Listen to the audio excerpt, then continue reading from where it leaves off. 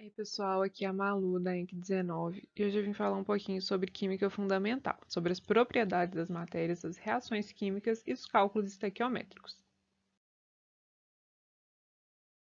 Bom, sobre as propriedades da matéria.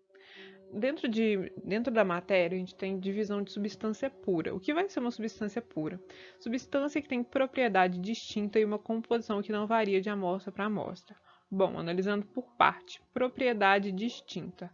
Por exemplo, cada material, cada substância vai ter um conjunto de propriedades diferentes. Por exemplo, o ouro vai ter densidade, ponto de fusão, ponto de ebulição, que vai ser diferente da prata, por exemplo, porque constitui de outra substância. E a composição que não varia de amostra para amostra. O que vai ser isso? Eu vou ter 100%, como eu tenho uma substância pura, analiticamente pura, eu vou ter uma composição de 100%, então ela não vai variar de amostra para amostra. E a substância pura vai ser subdividida em substâncias simples, que são formadas por apenas um tipo de átomo, como por exemplo o N2, que é só formado por nitrogênio, o O2, que é só formado por oxigênio, e dividida também em substâncias compostas, que são formadas por mais de um tipo de átomo, como por exemplo a água, formada tanto por hidrogênio quanto por oxigênio, e a amônia, formada tanto por nitrogênio quanto por hidrogênio, por exemplo. Além das substâncias puras, a gente também tem as misturas. A maioria dos materiais que encontramos consiste de misturas de diferentes substâncias. Ou seja, tudo que a gente encontra na natureza praticamente não tem pureza de 100%, não vai ser uma substância pura, vai ser uma mistura.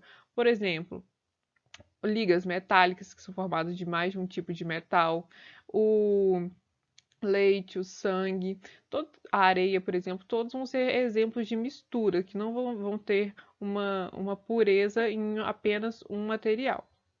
E as misturas vão ser divididas em misturas heterogêneas, que são misturas como o granito, o óleo, que a gente vê uma clara divisão dentro da composição. Por exemplo, o granito, a gente vê zonas uma pedra que a gente vê zonas claras, zonas escuras, e o óleo e a água, a gente observa uma clara linha divisória que eles são immiscíveis, a gente consegue ver claramente que não entra em contato um com o outro e fica bem separadinho.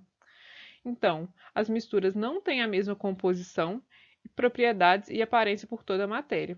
Ou seja, não ter mesma propriedade significa o quê? Se você tem água com óleo, a parte com óleo vai ter uma propriedade e a parte com água vai ter outra propriedade. O granito é a mesma coisa. A zona mais clara vai ter uma propriedade, a zona mais escura vai ter outra propriedade. Então, eles vão ter uma aparência distinta, não homogênea por toda a mistura. E no caso das misturas homogêneas, elas são uniformes, como por exemplo o ar. O ar é uma mistura homogênea. A gente sabe que o ar é composto por diversos gases, mas a gente não consegue distinguir a olho nu, por exemplo, os diversos gases presentes no ar. A gente vê o todo como uma coisa só. Bom, falando um pouco então das propriedades da matéria. Toda substância tem um conjunto único de propriedades, como eu falei, que é o que difere uma substância pura de outra. E essas são características que nos permitem reconhecê-las e distingui-las de outras substâncias, como por exemplo, o ponto de fusão e a densidade são exemplos de propriedades de uma substância. Temos propriedades extensivas. Propriedades extensivas dependem da quantidade de amostra analisada da determinação do volume. Ou também a gente pode interpretar isso como depende da quantidade de massa que você pega para analisar aquela propriedade. Por exemplo, estou no meu laboratório, quero determinar o volume de uma amostra. Dependendo do tanto de massa que eu pegar, eu vou ter um certo volume, e dependendo de outro tanto de massa que eu pegar, eu vou ter outro volume. Então, essa é uma propriedade extensiva, depende da extensão da massa da matéria. E uma propriedade intensiva, ela não vai depender da quantidade de amostra. Por exemplo, se eu tenho uma outra amostra no meu laboratório e agora eu quero determinar a densidade. A densidade consiste da razão de massa sobre volume. Então, independente da quantidade de massa que eu pegar, eu vou ter sempre a mesma densidade. Então, não vai ser uma propriedade que vai depender da extensão ou da massa da matéria. Agora, falando um pouquinho sobre fórmulas químicas. Fórmulas químicas são maneiras de representar as proporções que os átomos se encontram distribuídos nas moléculas ou em uma célula unitária.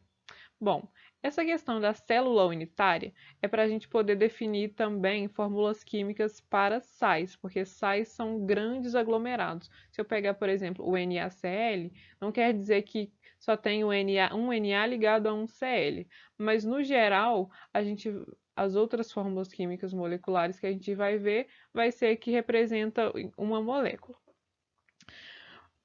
Uma fórmula química que a gente tem é a fórmula mínima. A fórmula mínima representa a molécula com a menor proporção possível em número inteiro de mols. Por exemplo, a água oxigenada, que tem a fórmula de ligação, ela tem 2 hidrogênios e 2 oxigênios. Então a fórmula mínima dela, vou dividir tudo por 2 e vai ficar HO, fórmula mínima da água oxigenada. A fórmula percentual.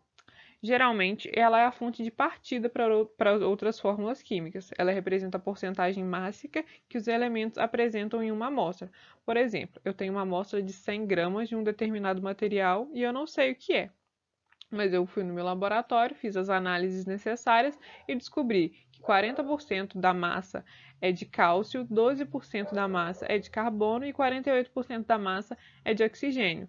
Com isso, eu posso pegar a massa molecular do cálcio, do carbono, do oxigênio e conseguir determinar a fórmula mínima ou a fórmula molecular mesmo desse material e descobrir do que se trata. Vamos fazer um exemplo agora. Bom, vamos fazer agora um exemplo para a gente determinar a fórmula mínima de um composto. Um químico coletou para uma amostra 360 gramas de uma substância desconhecida em um laboratório.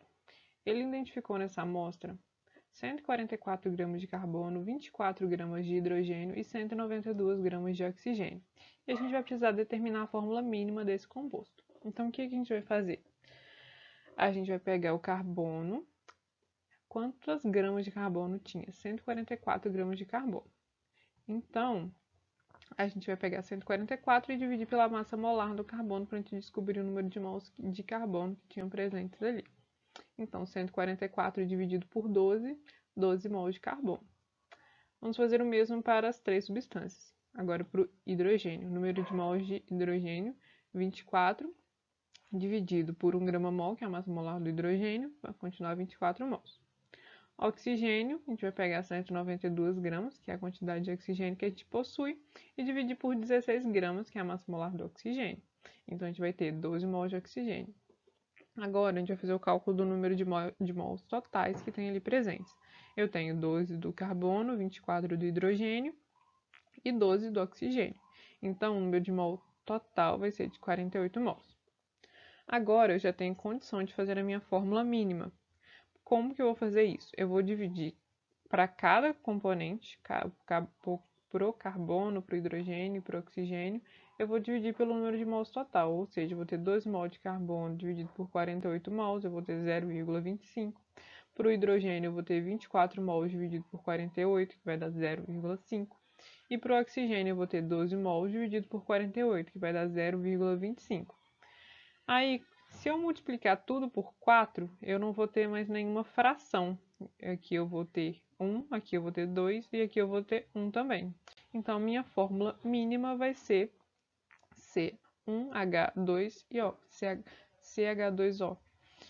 Então, eu consegui encontrar minha fórmula mínima através da fórmula percentual. Bom, entrando agora em balanceamento de reações. Uma equação balanceada deve mostrar que os átomos são conservados na reação. Todos os átomos nos reagentes devem ter correspondentes nos produtos, ou seja, na natureza nada se cria, nada se perde, tudo se transforma. Se eu tenho 2 mols de água 2 mols de hidrogênio no produto, eu tenho que ter tido 2 mols de hidrogênio no reagente, porque a gente não teve nenhuma reação nuclear que poderia ter proporcionado essa mudança de substância. Todos os átomos nos reagentes devem ter correspondentes nos produtos. Uma equação balanceada é consistente com o fato de que em reações químicas, átomos não são criados ou destruídos. Então, geralmente, para a gente balancear uma reação química, a gente vai ter que ter o mesmo número de átomos no mesmo número de átomos para cada determinado elemento no produto e no reagente. E geralmente a gente segue essa ordem prioritária, mas muitas vezes a gente tem que meio que ser esperto para olhar também se eu mudar uma coisa vai interferir em outro lugar, como a gente vai ver no exemplo posteriormente para ficar mais claro. Mas geralmente a gente segue essa ordem: metal, ametal, carbono, hidrogênio e oxigênio. Então, vamos fazer agora um exemplo de balanceamento. Eu tenho essa reação, eu quero saber se ela está balanceada e se ela não tiver, eu quero balancear ela. Então, a primeira coisa que eu vou olhar vão ser os metais.